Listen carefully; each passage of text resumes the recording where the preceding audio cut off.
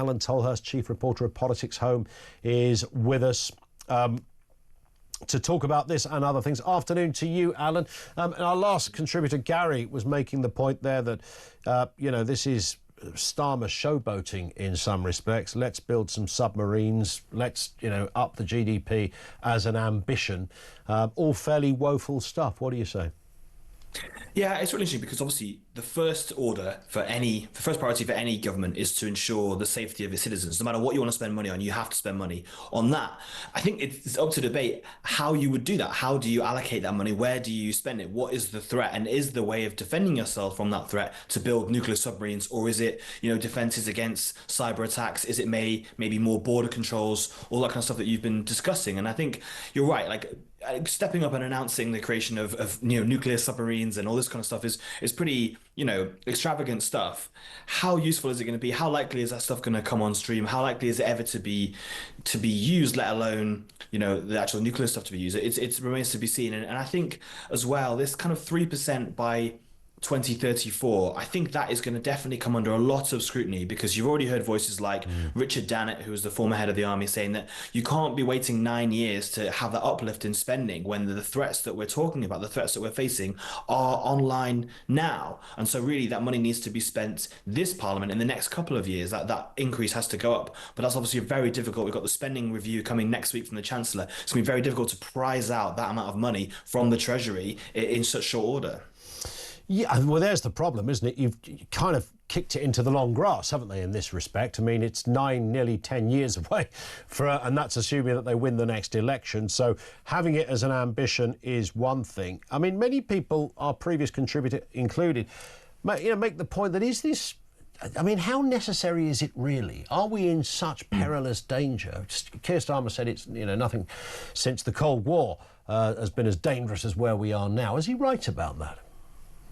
Well, I mean, look, clearly the Russian invasion of Ukraine and perhaps, I suppose, America resiling from some of their previous kind of commitments to defending the other NATO countries, I think has pushed that to the top of the agenda. And I think we definitely haven't seen this kind of situation for decades. So I think that it is understandable that's the case. And I talked about that funding. Obviously, it's going to go up in kind of stages. It's going to 2.5 to 5% and then up to 3% by 2034. And it's how, but that money needs to be spent kind of now, if it is to be spent, because you're right. Like, how much of those kind of threats are going to be there in the next sort of 10, 15 years? And how much is it about dealing with the situation now? And how serious is that? I suppose you kind of can't really wait to find out. You can't wait and see if Russia then attacks another country, if it moves onto a NATO territory up in the Baltic or into Poland or someone like that. You kind of can't really wait for that.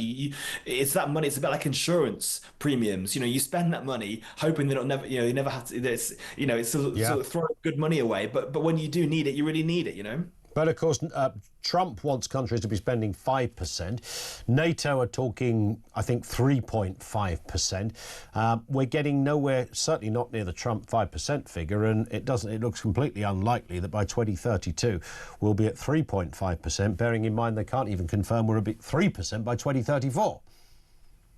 Yeah, exactly. And so there is, but I think it's that the American administration is really kind of pushing for those higher figures. And I think they're trying to bounce countries. It's trying to say, look, you can't just be floating around the 2%. You're going to have to book your ideas up. I don't think they really think that the European countries are going to be able to immediately ramp up spending to those much, much higher levels, to double it or triple it or whatever. I don't think that's going to happen. But I think they are looking to be showing willing. And I think the UK, definitely a lot of these announcements, a lot of the big splashy stuff around nuclear is about showing willing, is about kind of saying to, not just to Russia, to our enemies, but to America and our allies, that we are willing to step up and spend more money. So I think that's part of the reason behind it. As you say, how likely it is to actually get there, I'm not sure, but it's showing that willing, showing that the UK is willing to step up in that sense. Indeed. Let's stick with, the Defence Secretary, John Healey, who's dipped his toe into the Channel migrant story, suggesting that people smugglers are using boats like taxis. We had extraordinary numbers of people crossing this weekend, around about 1,200 in one day, and I think the other numbers fully yet to be confirmed, but collectively over the course of a weekend of fairly good weather, nearing the 2,000 mark, leading people to work out that this will probably mean by the end of the year 50,000 people have crossed the channel. Defence Secretary John Healey admits Britain has lost control of its borders. He's, of course, also pointing at the previous government as well. It's getting no better under Starmer, though, is it, Alan? No, not hugely. And you're right. There's analysis from the Times. They reckon it'll be 50,000 by the end of the year. The Home Office, the Border Force, has rejected that calculation. But those calculations on using similar figures have been pretty correct in the past. So I think we are likely to see probably record numbers, regardless of whether they are able to do any further measures to tackle it. I think it's really interesting to think that. That they talk about smash the gangs, all this kind of stuff to repair, but actually, how much have they been able to do, and how much of it actually has been to do with France, and how much work the French police have done? We've spent huge amounts of money giving money to the French police to tackle further stuff. They did announce a big law change, but previously they'd not been willing to tackle boats in shallow waters and been pushing boats out into the middle of the channel that then were being picked up by the UK and brought across.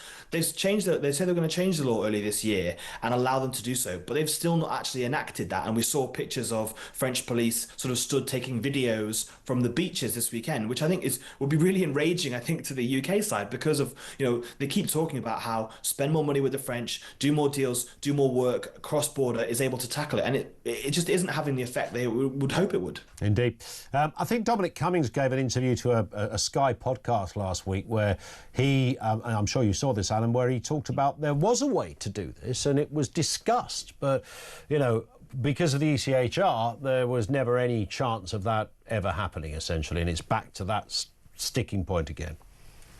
Yeah, and I think the idea about leaving the ECHR is going to continue to come back. It's definitely one of Dominic Cummings's hobby horses that he returns to. And I think, but it is definitely a live discussion, because if we are seeing an inability of the UK to be able to prevent these crossings coming across, even with work with the French, then they will be looking for kind of further radical solutions. Because as you're saying, if you're Keir Starmer's government, you can't talk about being different and doing things that the previous government wasn't able to, unless you kind of enact some. You can't just say we're going to take it more seriously, we're going to have a slogan. You actually have to do something about it. And I think that the ECHR will come back to it. I don't think this government will ever want to leave it, but I do think it's going to continue to be definitely kind of a live conversation about it, because we're seeing the results, the kind of inaction, the results of inaction at the moment. Spot on.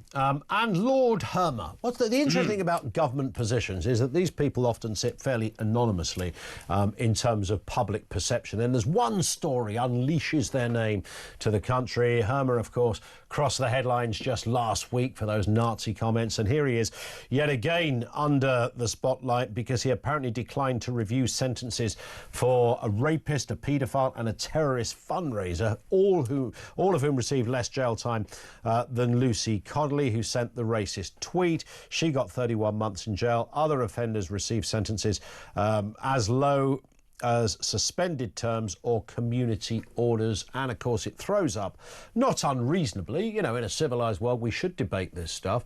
Why is there little parity in the law? Why do we see people committing what are demonstrably greater offences and receiving a lighter sentence at the end of it? And I would say, not in fairness to Lord Herman or anyone else, but we've had this discussion for about 25 years of, why does a fella in Blackpool get 6 years and somebody in Plymouth gets 2 years or vice versa for the same offence? It's not entirely new, but now it falls onto the lap of Lord Herman. Yeah, it does feel as though some newspapers, the Telegraph especially, seem to definitely have it in for Lord Herman. They're really going for him at the moment. I think the issue with it is that the way that this system works for looking at sort of unduly lenient stuff is that you're not mapping it against sentences for other offences. You're mapping what that person received against the guidelines, which are set not by government but by the Sentencing Council for that specific offence. So I think the problem is not necessarily with what Lucy Connolly was convicted of. It's the fact that the sentence she got was kind of in the middle of what you could have got for the specific offence that she was convicted of. It's these other people, whether they were convicted, what they were convicted of is whether what that sentence sits like in the guidelines for that particular sentence. And I think when you look across to them, the different kind of offences, it doesn't really sort of all add up. Yeah. But that's why essentially Herman and the And the Court of Appeal and with the law people just didn't think that it was willing to make those kind of changes. But when you look at them in the cold light of day, it doesn't really look as though kind of it's the right sort of level of justice. But for Lord Herman, these weren't decisions that he made personally. It was just decisions that were made by the kind of the law courts. But yeah, he's unfortunately, I think any of these kind of stories, I think he's going to get it in the net from now until he gets removed in a potential reshuffle, I think. Indeed. And I think he did review the Connolly guidelines, whether that was because it was an appeal. I'm not quite sure at what point he looked at that, but that, of course, has thrown this story up. Listen, Alan, as ever, thank you. Alain Tolhurst, chief reporter at Politics Home.